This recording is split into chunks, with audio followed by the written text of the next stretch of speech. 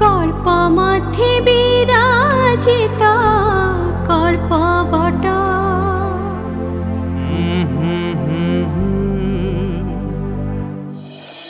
जगत प्रीति जड़े महात्मा निकट को सत्संग सुनिबा उद्देश्य प्रतिदिन जड़े व्यक्ति आसे किंतु तार बाहाघर पर सत्संग को आसबारे व्यवधान घटिला। केबे आसे तो केबे आसेनी। संतानटीए हेबा परे सत्संग को आसिबा पूरापूरी कम हो गला। थरे महात्मा ताकू पाखकू डाकी कहिले, तू किछि दिन मो निकटरे रही सत्संग आ भजन कीर्तन कर। से कहिला, कौन करिबी बाबा, मो स्त्री मते छाड़िकी दंडे मात्र रही पारुनी। मो प्रति तार बहुत स्नेह, ताकू छाड़ी केमिति आसीबी कहूनाहांती। बाबा कहिले, ये केवल तोर मनर भ्रम। से कहिला, ना बाबा, से मते प्राण ठारू भी अधिक स्नेह करुची। बाबा कहिले, भूल कथा। मो कथारे तोर जदि विश्वास न होची थरे परीक्षा करिकी देख।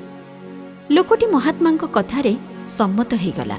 महात्मा ताकू प्राणायाम बलरे निश्वास बंद करिवार कौशल शिखैदेले। दिनकर कथा। महात्मा कहिबा अनुसारे लोकटी सकाळु सकाळु ता स्त्री आगरे खीरी आउ मिठा खाइबार इच्छा प्रकाश कला। स्वामींकर इच्छा देखि से सबु जिनिस जत्नरे तैयारी कला। लोकटी हठात गोटे मिथ्या अभिनय कला।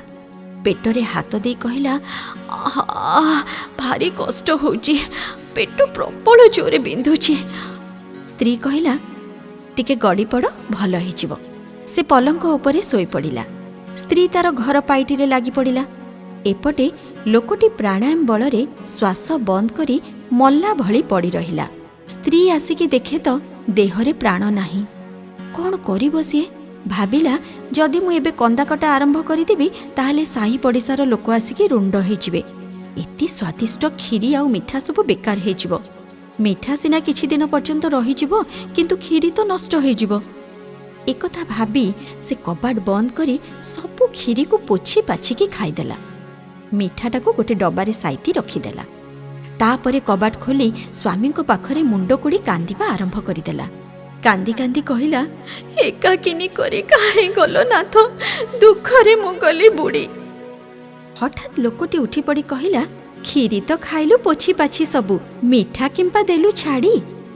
लोकटी दुनियार स्वार्थपर व्यवहार को बुझीगला एवं गृह त्याग करी बाबांको सानिध्य को चलीगला।